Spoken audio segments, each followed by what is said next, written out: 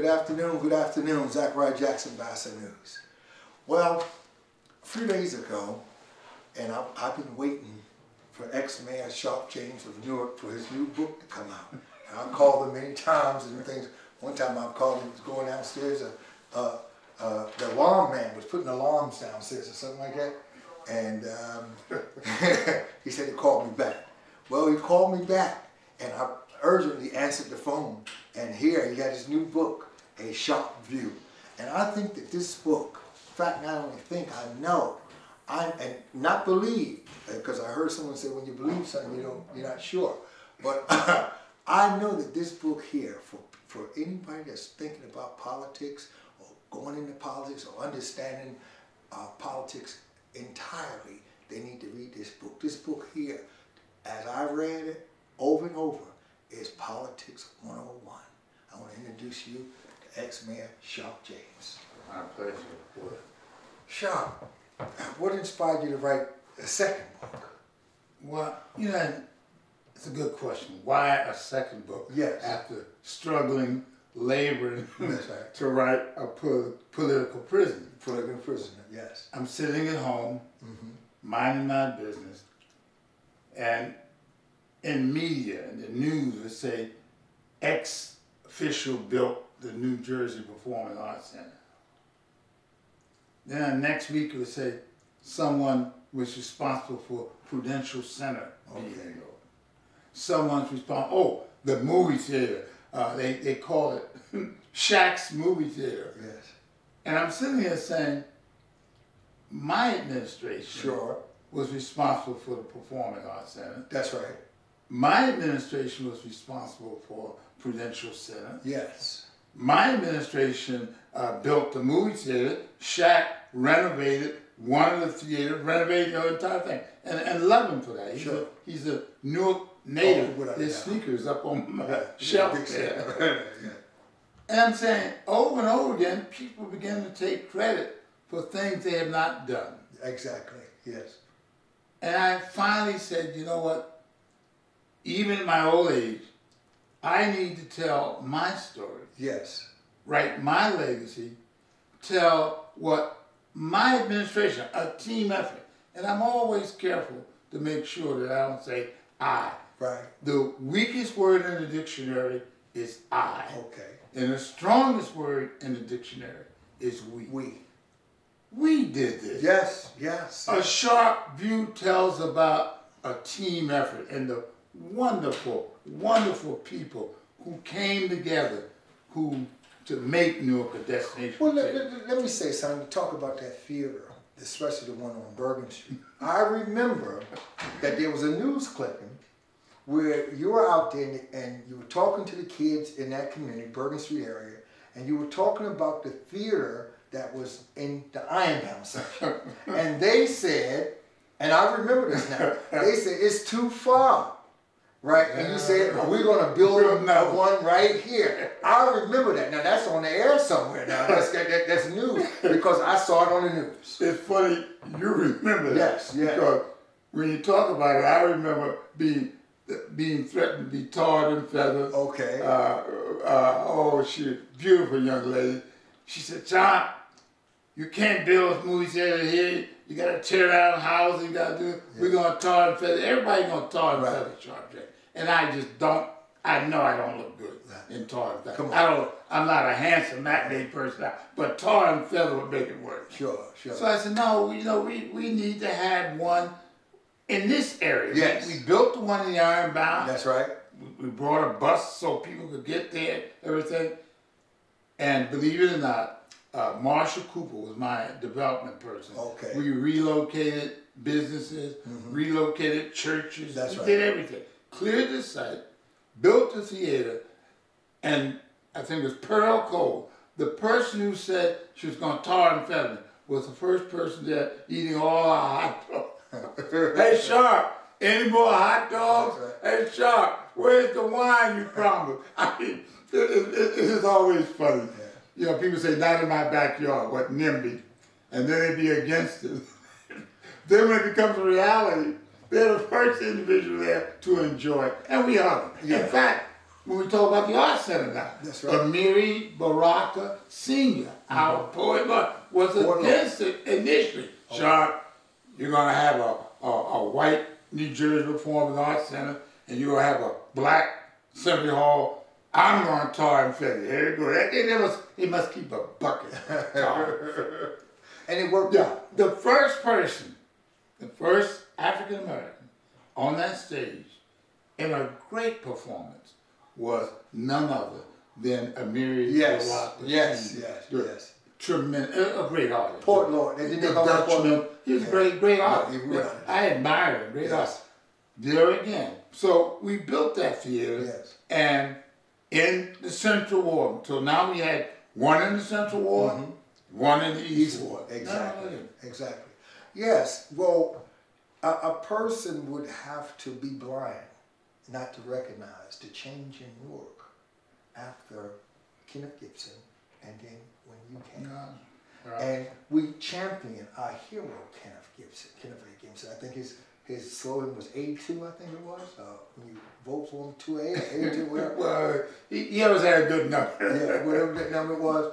And then they, I guess people felt that you had been in the ranks long enough. Well, we came in on the same platform. Yes. Black and Puerto Rican Convention. Yes. Community's Choice Team. That's right. Okay. We were both selected and elected by the people. Yes. We were together for 16 years. I was the strongest person on the city council. And I felt, being the first, Jackie Robinson, that's right. Althea Gibson, that's right. Sweetwater Clifton in basketball, or Tank Younger, there is so much pressure on being the first. And after 16 years, Ken was tired. Yes. But those who had a job, don't quit, John. Ken, stay there, keep my job. And we could see that Ken was, he was fighting for the people, not himself. Right. It was time to pass the baton. There you go. There you go. And the people were saying, when you gonna run, Sharp? And finally I had the courage to say, a sharp change. But never did I lose respect for my mentor. That's right. My confidant. Yes. Our hero. Our leader, Ken Gibson. Let me ask you, where did that evil spirit come from? Because today, it's like no one passes the baton or want the baton to be passed. What is it today about today's politicians where they can't just thank one that came before them? I think it's who go in office. Ken Gibson was an engineer. Yes. I was an educator. I was the big mouth, the bad afro, coaching, teaching, and that's why he brought me in the convention. Go get that loud mouth coach over there, shove here. We came in with an agenda for the people. Right, exactly. Too many individuals today are waking up and saying, I want a job, I'm looking for a better job. If you get elected, that city council pays $95,000. Woo! Yes. You get a car. Woo! You get gas. Woo! Meal. They're coming in it for the perks. Yes. They're coming in for what they themselves can benefit from the office. Forget about it. You don't ever want to give that up. You want to give it to a family member or pass it up. You don't ever want, because they didn't have anything when they came in. Right. Ken Gibson was an engineer. I was an educator. I was a teacher. Yes. I had to resign from being a teacher, from being an educator, from being a college professor, to being an elected official. That's right. Wow. Well, I'm going to say this here. I sat with, hope is not lost. Because I sat with a young lady this morning that I interviewed, Miss Cherry. Sharia. Yeah. So she ran in the South Ward. Yes. Yeah. And I have to say, and I told her, I said, you got something. That hope that has been lost in despair, it seemed like she has that hope that, she's 35 years old, and, she has that community spirit. Well, I think she's a block president, Yes, South yes. 17th Street 18. block president. Yes. She's been active in the community. Yes, yes. She raised her son because we had a skate party. She brought her little son there. We ran around. Hey, slow down. Yeah, a lot of. She really believed that she can give something back to the community because of her involvement. Yes. Because she's a mother. Because she's a community activist. Yes, yes. You know what I mean? And being beautiful. Yeah. But you know, the thing is, in truth, I sat with her for about an hour, and I could tell you one thing. The thing that really struck me a lot was her political mind, her community mind. Outside of everything else, I didn't see anything else. I just seen a spirit that has been lost in our community. And so how do we revitalize that with the young people? But you see, there again, today the bosses run politics.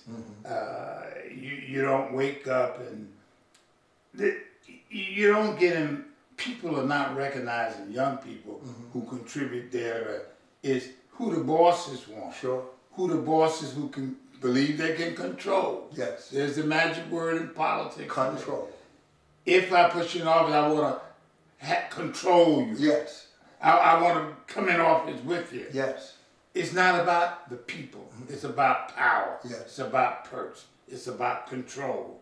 But And outside of too many young people who are gifted, talented, Sure. and have much to give are considered outsiders.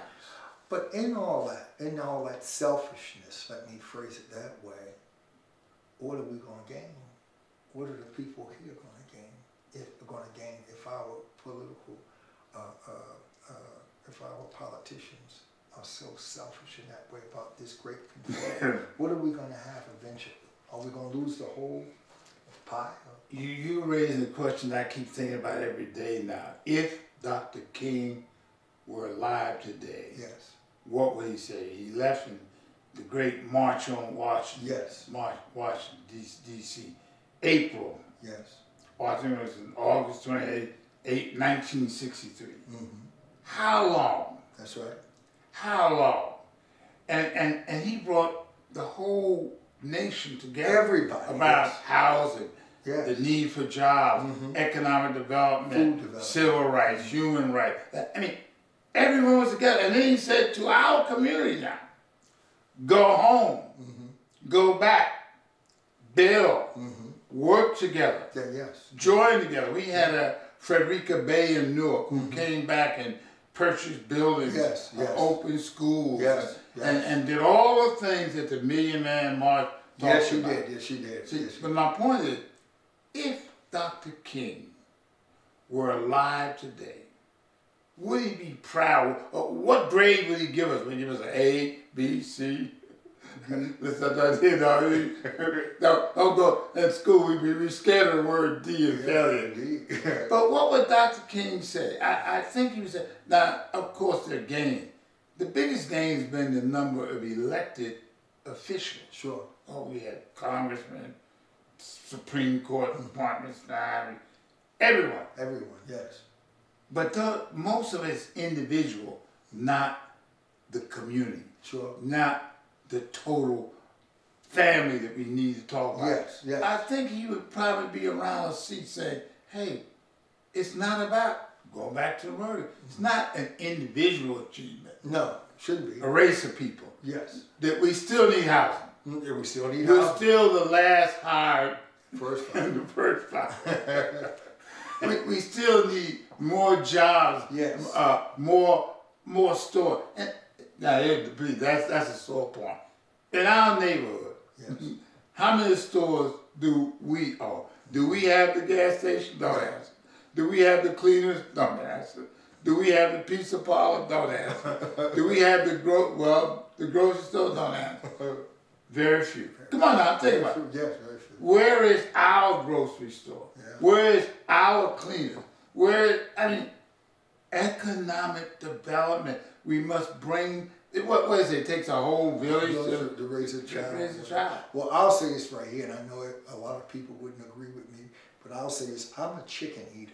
I eat chicken at least 5 to 7 days a week, and there's no black chicken places that I can go that I could get me some chicken, you know. Now, I'm not saying everybody eat chicken. I'm saying I eat chicken, and I eat it like every day. Mm-hmm. And I hope not. I always tell people, Congressman Floyd Flake. He Floyd said, Flake, now, yes. if you ask me to run someone out of the neighborhood, I'm not into that. Mm-hmm. If you ask me to be jealous and angry about those who come into our neighborhood and provide a service, I'm not into that. No. If you want to ask me to help build your community, bring in some stores, bring in his community. Quality stores. He quit Congress. That's right. His budget was larger, almost larger than the community in which he lives. That's right. You need the stores. You need to have the economic development that create jobs. Yes. Small businesses create more jobs than Wall Street. That's right. In the neighborhood. In the neighborhood, yes. They always and talk about Congressman Floyd, we should read his book. I read his book. He's about building the community. Creating a base that way we create the job, the economic growth. We build housing. Yes. Well, I remember when Barack Obama was first running and people was calling him a community organizer. But as I travel around the country and the different states, you see the importance of communities. As you travel around, I go through Pennsylvania and everything, you see the communities. Each community is like its own state, and they work to develop it and keep it going. Why can't we do the same thing here? We will have to. What must we tar and feather and politicize, put each other down as we do? As I read in the book, and of course, because it's in the book, it's not private anymore because it's written down. The unbalance between you and Cory Booker. Why was that even necessary? That's very impressive. A young man, and we welcome him into the community. Yes. A Rhodes Scholar. Yes. Stanford University graduate. But he targeted Central Ward, George Branch, Buddy Gee. Buddy Gee was everybody. Person. Yes, without a doubt. Never looked down on a person. Never looked down. Unless you could help him out. That's right. He targeted, I'm coming in not to work with, but to run against my credentials against, he was a community credential. A great character. Oh, come on. A great character. He'd give you the shirt off his back. Buddy Gee. Yes. He targeted him, and believe it or not, people forget, George Buddy Gee lost in a runoff. Yes. Against Stanford University. That's right. Against Rhodes Scholar. Right. Against a handsome, matinee individual, no doubt about it. Yes. It took a runoff. And then, so now you're in office. You defeated our hero. Be happy. No. He targeted the run against your mayor. That's right. He wasn't satisfied. No, that was just a stepping stone. Mm-hmm. I mean, okay, you just defeated our hero. Mm-hmm. Welcome to the community. Welcome in. Let's work together. Yes. Let's continue what George Grant preached about. Unity, community, and help everyone. Sure. No. Now I want to be mayor. And you ran against Sharp James. And in order to run against Sharp James, he had to do the most unthinkable thing. Been too long, too old, a buffoon, all kind of things that weren't true. Wasn't true at all, no. Weren't true. And the people continued the progress. That's right. The people kept the real deal, in office. That's right. And I left the Bible on his desk. Turn to the pages. Do unto others as you'd have others do unto you. Yes. He threw that to Wakefield Bad. My secretary, who he kept in order to learn how to run around, said he didn't want that. He didn't want that. It was never about the people. It was never about building a bridge. Sure. It was never about joining a hand. It was always about, I want to take your power. I want your perk. I want to be the head cheese Oscar. I want to be the big one. Well, let me ask you this question here, and this is a question that a lot of people on the outside really want me to ask you, so I'll do it. as best I can. Can we work with Black Ivy League people? We'll have to. Huh? We'll have to. But we have can to we be a trust family. them? We should be family. I mean, a family should be a family, but we know sometimes a family is not. But can we really believe that they have the best interest for us? Until we learn to work together. Until we become family. Mi casa familia. Until we come together. Yes. We will still have what? The violence in our community. Yes. The murder in our community. Just not a safe environment. No. You know, we don't have to worry about going out in the community and having people from outside our community coming in to hurt us. That's right. We have to worry about our own. Yes. There was a famous in the war, I think it was the World War of 1812, the bullets are flying and the captain says, go up and find out who's firing on it. And the sailor went up and said, the enemy is us. We're firing on ourselves. Wow. And in our community, you don't have to worry about the outside. You got to worry about someone who looks just like you. Sometimes you have to cross the street. Sometimes you have to get on the elevator first and go. Sometimes you have to run around the corner. Hey, let me get around first. How sad. How sad. How sad. And so it's not a question we must. Yes. We must. When? We must. How long? Well, Dr. King said how long? Not long. How long? Not long. That was 1963. Yes, sir. This is the 220 clock. 59 years. 59 We're gonna years. have to do it. We're gonna have to do it. It's going. 60 years. In fact, you know, we just said something. Where is the 2023 Dr. King? Yes. Where is even the 2023 Stokely Carmichael? Yes. Yes. Because and most important, Malcolm X. I'm going to jump Malcolm up. X. Okay. They listen to him. Yes. Farrakhan has a great message. Yeah. Everybody want to disagree with. And I was debating someone the other day. Right. It was Farrakhan's in my or you got Farrakhan. Farrakhan, if you ever listen to his message, there is what they call the United States. Why not United Africa? Why couldn't we ourselves create these economic units and put them together to advance a whole we have so country many, and race of people? twists and turns. And I'm going to say this right here, I'll step on the limb because I know you can't say it about yourself, but where is the 21st century? Where is the 21st century Sharp James? Will we ever, I know you're not going to say it, I'm going to say it. No, I know you're going to blush. You're going to blush. You're going to blush. You're going to blush. Listen, I've read 2 of his books, right? This man here.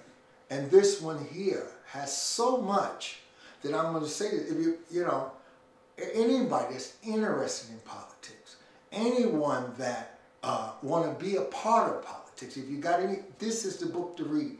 And I remember when Barack Obama first won the presidential election in 2008, and there was a book came out called The Game Changer. And I bought The Game Changer Part 1. I need to buy Part 2. And I read that book. I sit at the airport one day. I left the job at 1 o'clock. I stayed there from 1 in the lobby, in Newark Airport in the lobby, from 1 to 9:30 that night. I couldn't put it down. Same here with this book here. I couldn't put it down.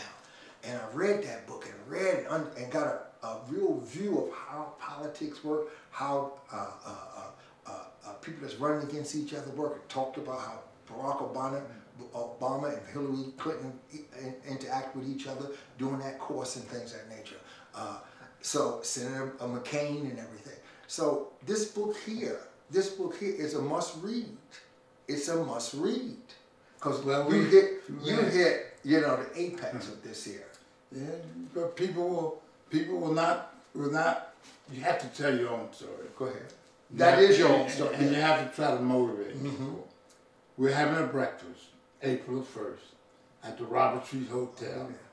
I paid for 100 meals, and I hope 100 will contact and call me and call Robert Street Hotel.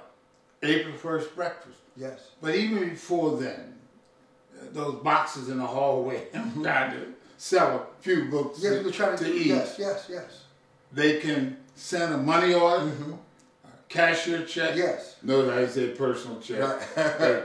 Yeah, I still have some bouncing from it. Like basketball. No offense. Yes, sir. Send a Sharpview 59, That's right. Wilbur Avenue, Newark, New Jersey, 07112. And we'll send you this book discount for the mailing, the fee and everything, $25. A Sharpview 59, Wilbur Avenue, WILBUR, Newark, New Jersey, 07112. We'll send you this book because Yes. we want to share with you our struggles, Yes. our tribulations. Yes. What is it? If you don't know history, you are bound to repeat That's right. the mistakes of the past. And that's one thing we have to learn. Yes. We have to learn our history. We have to know who we are. Yes, without a doubt. We have to know that our grandparents That's right. who came on the bottom of a slave ship, Yes. they were the kings and queens and the strong. They didn't bring the wheat. That's right. The wheat couldn't survive 90 days at Shit. sea. Yeah. Come on. On top of each other. In each other's feces and things. In the struggle and Yes. everything. We are the sons and daughters of kings and queens and the strong. Yes. Yes. Only could survive. And most important, even if we don't subscribe to that belief, God gave us a mind, an intellect, something that He didn't give any of the animals. That if we use this tool up here, we could rise to any occasion. Well, the United Negro College Fund, a mind It's is a terrible thing to waste. Yes. Come on, Yes. brother. Yes. Terrible thing to waste. Terrible thing to waste. Come on. More all the individuals, more all of them, they stress the importance. Yes. And by the way, reading is one of the foundations of an education. Yes, it is. Yes, it is. They challenge you to, in college, read a book a week, read a book a month. Reading is part of education. To challenge the mind, Yes. to learn, to grow. I had to learn. That's right. And not only you, I talk about you, but reading this book, I learned about your brother. And he worked on a Triton project. Yes. Yes, First I go back. Come on now. You brought up a sore point. Yes. My brother, I go to him all the time. Yeah. Look stupid, look right, stupid. right. He could read a slide ruler. In high school, Right. they wanted to get Joe out of here quick. He gonna blow up. He was making rockets Yes. as a teenager. Yes, I mean, I'm talking about rock. Up in the Up in the air. 5 minutes. You would go to his home after you graduated from NJIT. Look at, he had robots walking. Okay. I mean, I'd walk in someday and I'd say, John, you don't have cable TV. Well, how you watching something from Brazil? How you watching something from Europe? That's right. Look stupid. My brother called me stupid. I began to think that was my name right there. Look stupid. If it's up there, Come on now. if it's up there, That's right. it belongs to whoever can bring it down. Come on now. Go So on now. if you put an atmosphere to, I don't know where now. You put those signals up there. Yes, yes. If you can get it, Yes. it belongs to you. My brother never paid for cable television. And he's sitting there watching Europe, Everything. everything. Things that we paid And- $200-300 for. And very interesting now. This is something people don't really like. Right. He went to NJIT, took all the physics and Yes. all the engineering, and he finally left, and he was a project engineer. NJIT wanted him to come back and get a degree because he refused to take, he didn't want to take history, he didn't want to take, Okay, okay. he didn't believe they were necessary. Now they were, but he didn't believe in that. Right. But when he became a project engineer on the Triton missile and getting ready to go in space and all that, they said, we need his name. So they called him back and said, will you please come back and graduate? Come on now. So he came back. Oh, that's beautiful. I don't know where he did in history class. I know he wasn't no honor student, Right. but he came back, That's right. got his history class and graduated, and became a pure graduate of MGIT. And guess what? Go ahead. The daughter graduated from MGIT. Oh my God. Oh my God. They're into that engineering. Right. At least they don't call me stupid. Right. They call me uncle. Uncle. Uncle Sean. Uncle Sean. That's better than stupid Sean. Their father called them stupid. But he was the brain of the family. And you know, that's interesting. Families can have different individuals, That's right. different IQ, different interests. Different characters. I was the one out and playing ball, sports, and boom, boom, boom. And he was in those books and in those slide rules. I still can't read those slide rules. He loved that. Yeah, that was his thing. And I guess your mom felt real proud for both of you. Coming out of the state of Florida, coming Philadelphia and then Elizabeth and then to Newark. Is that right? Yeah, but now you say something that's even more strange. Mother just called. Now, my mother, by the way, when people say, Sharp, don't tell your age. One of my high school classmates said, please don't tell your age, Sharp, because then they know how old I am. Please, be quiet about it. But then someone said one day, my phone rang. And I said, hello, Mom. And I said, wait a minute, Sharp. Old as you are, you have a mother. I said, my mother's 108. That's right. And she's healthy. That's right. I take 5 pills to roll out of bed every day. Mother used to get up and call me, hey, Sharp, where are you? You coming over? What are you doing? Mother is 108. Yes. Was a nurse, gardener, worked in a restaurant, Yes. loved people, and didn't believe in medicine. That's something that she agreed with some people. She believed there's always a side effect. Okay, yes. And Mother believed in her garden there was always a natural derivative for what was wrong with you. That's right. She would tell you, well, they didn't have this medicine back in the caveman days, Cro-Magnon man, Java man. How did they survive? When they had a toothache, they went out and got a plant and put the plant in their mouth. Mother uses all of those things.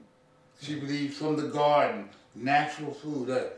108, no prescription. No prescription, that's right. No prescription. Call every day. Just call this morning. Hey, son, I heard you were missing. That they had an article in the paper where I think it was 26 people missing. I heard you were missing. Now I hear your voice. I know you're here.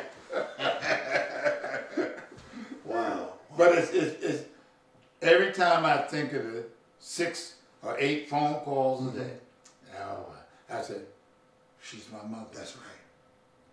She is my mother. I am here today. That's right. I'm who I am today. That's right. That's right. because of my mother. Of your mother, without a doubt. And you can't beat that. You can't beat it. You know. We all stand on the shoulders of someone. Yes. We all did not reach this far by ourselves. That's right. I know some of I got here by myself. No. You had a helping hand. Yes, someone helped. Yes. Well, Sharp, the 1st of April will be the book signing. That's on the side there. Breakfast. We're going to have the book signing, Robert Street Hotel. April 1st, 10 a.m. I done paid for 100 meals. I'll be there. And it's not about paying for the meal. We just want to have to get the history. Bring the community together. And the people who help. Yes. People who help. Yes.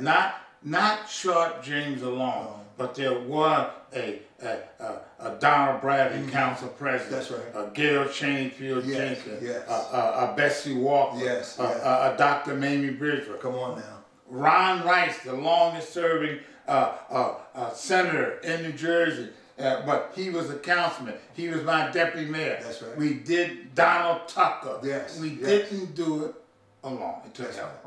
And you know, when you look back at the files, if you can call them that, and you see from whence Newark came, from 1986 on up. You know, my family has been in Newark since 1923, and we're working on 100 years in March 23rd. And I can tell you this right here. I was born 60 years of my family out of Georgia in 1963. Mm-hmm. And growing up a young child in Newark, after what some call a rebellion and some just refer to it as an outright riot, Newark was basically in the gutter. You know, I found out very as we talk about, if you make that good faith effort, mm-hmm. the outside world is looking and want to help. I received a phone call from Nelson Mandela. Mm-hmm. Mary Jane, you have a renaissance in Newark? I need a renaissance in South Africa. We met. Doris Duke. That's right. That's one right. of the richest woman in the world. Young girls in the world when her father left all the money. I would like you to come up to my estate in Somerset and talk about helping the arts in Newark. I think it's a great idea. Doris Duke. Doris Duke. Arthur Ashe. That's right. How about creating a national tennis program? Yes. Drove all the way up here. That's right. Him and Bollettieri. Mm-hmm. And when he got here, that president said, by the way, can Sharp play tennis? Came back, he said, don't let him call the lines, he'll be all right. But he can. And Ray Chambers. Come on. A graduate of West Side High School. That's right. Walked into my office. Mr. Mayor James, I would like to help. Well, yes, excuse me. How would you like to help? I would like to send every 7th grader in the school system to a college or university of their choice. Of their choice, yes. Give them a mentoring and help them out. Would you be interested in that program? Would I be interested? Of course. Well, he said, I would like for you to speak to the superintendent. And I would like to support that program. And see average students. Oh, yeah. They have to maintain. A C average. And I said, Mr. Chamber, do you realize this program might cost about 15 to 20 million dollars? Right, now, I thought he was going to leave the room. He said, when do we start? That's right. And that was the birth of the Newark Reading Scholars Program in Newark. Wow. Every 7th grader who maintained a C grade through the, what we call philanthropists of a Ray Chambers. That's right. Could go to the college university of the church. Kay Hobnanian, you ever heard of them? I'm walking past these vacant lots in Newark. That's right. And on West Market Street. And I said, you know what? When I go to the suburbs, they call them Society Hills. That's right. Look like a golf course and green. That's so right. I get on the phone. Mr. K. Hobnanian, or who is this? I said, this is Sharp James, the newly elected mayor of Newark. Would you be kind enough to meet with me in Newark? You had a vision, Sharp. Here's the thing. Yes. I'm more than happy to come. So he come and I take him to this vacant lot on West Market Street. Spain Collect. 13 acres, all vacant. Hard. And I said, I would like for you to build one of those societies in Newark. And he turned to me and said, Mr. James, Mayor James, I'm in the business of making money, not losing money. He said, you brought me to an area where people are scared to walk. And now you're asking me to build housing in, to build a society hill. And I felt that maybe I was being too, what do you call it? Too ambitious. Yeah. So I said, all right, I'm sorry. And I turned to walk away. And he said, oh, I'll try. I'll try. Yes. And guess what? He built Society Hill that today opened in 1997, looks the same. That's right. Today, as it people did before. fighting to get in, not out. They still fighting to get in. Yeah, come on. And then the family invited me to his funeral. And they said, Mr. Hobnanian liked to help people, and Newark was one of his thoughts. That's right. Come on. So what is the feel like? Sure, I love Newark, and I wish I could be that gallant hero. And I know you might not consider yourself a hero, but when you look at Prince Street today, when you look at because we go back to I challenge 85. people. We go back to 85 and we look at Princeton. Oh, come on. We, and if you look at that whole era, because of Society Hill, then Metropolitan built the church right across the street, and then you got the low-income homes, Miles Homes, right behind that, right there. What is the feel? How do you feel when you write? Well, it's interesting. In all my writing, people say, well, what did you do? What did you do? I said, if you're not of opinion that there was not a renaissance in Newark because of those council people that I mentioned, those business people who helped, and that's a good point, because they're writing bad art, nothing's good, and nothing come out. Can anything good come out of Nazareth? Can anything good come out of Newark? We didn't do anything. I said, go to Prince Street, from Springfield Avenue to the very end. Yes. Once the most notorious street in Newark. Yes, it was. Drive that street, walk that street, and come back and tell me that team, not Charles James, but the James administration. That's right. That we didn't make a difference. That's the point, because they're right, we didn't do anything. In order to make the new mayors look good. We didn't do it. Are you serious? Well, I say this for Thomas Kane, ex-governor. I believe he referred to you as the Nehemiah. And the funny thing about this right here is this. I heard our current mayor, he had went to the airport. He met Obama at the airport and shook hands with him on the runway. And then he came back to Newark to that church down on Broad Street that was there, the Puritan Church, I believe it is. That church right there on Broad is on Broad. If you take, it's on Broad and Branford. If you come out of Branford, it's straight right there, right in the corner. And they're supposed to be the one that settled Newark. That church there, the 350 years. The First Presbyterian. There you go, the First Presbyterian Church. And I heard our mayor preaching, and Mayor Raz can preach. And he said what we need in Newark is for our young people to think of themselves as Nehemiah. And so, so when I read it in here that Thomas Kane thought of you, and Thomas Kane has crossed the aisle because he's Republican. I was going to say Republican. Come on now, come on, a Republican now, right? He's a Republican. Yes. Cross the aisle. And good tennis player. We all go play tennis. That's right. But a Republican, a family who came on the Mayflower. That's right. That's right. Now, come on now. That's right. Someone who thought about helping the city of Newark by bringing economic development. That's right. There should be an art center in Newark. Yes. There should be a stadium in Newark. He was about the people. Yes. Just good people. Yes. And now we have his son in Congress.